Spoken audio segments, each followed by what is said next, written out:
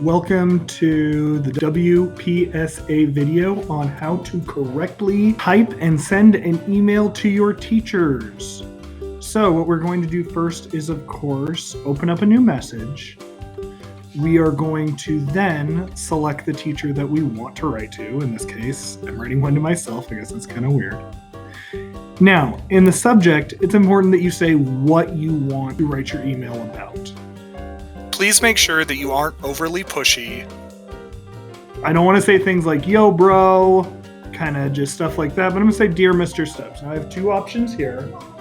I can either use a comma, and that is a more familiar way to start out a letter, or I can use a colon. Now, since I think we're more familiar, a comma is fine.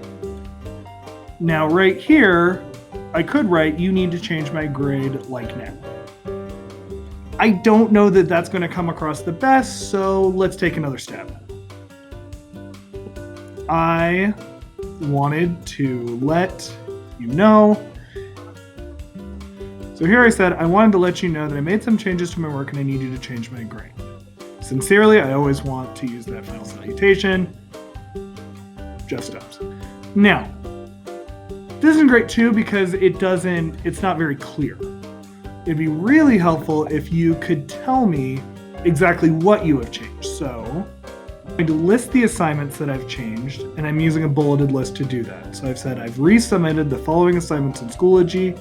I start a bulleted list, and now I'm going to list out the assignments. This is very helpful for us as teachers because it gives us a clearer idea what we need to look for, and it helps us save time as well. Finally, I'm going to write something at the end to show the person I'm sending it to that I respect their time and respect that they are doing a favor for me in looking at this. So if you would review those and either change my grade or provide me with feedback, I would greatly appreciate it. So that's just simply how you send an email. We want to make sure we're being kind. We want to make sure that we are being respectful of our teachers and clear about what we want. So let's say I'm having an issue and I don't know how to answer it. So there are a couple of things I can do, but it's always really important that whenever I have an issue, I make sure to use a screenshot. So how do I use a screenshot, you're probably asking yourself? Well, it's pretty easy. If you've got a computer that's a Windows-based machine, you push the Windows Shift and S, it will automatically pull up the following controls. So if I then click over what I want it to be, like let's say I was trying to find my courses and I can't find my courses anywhere, I can just take that. It should automatically copy that image to my clipboard.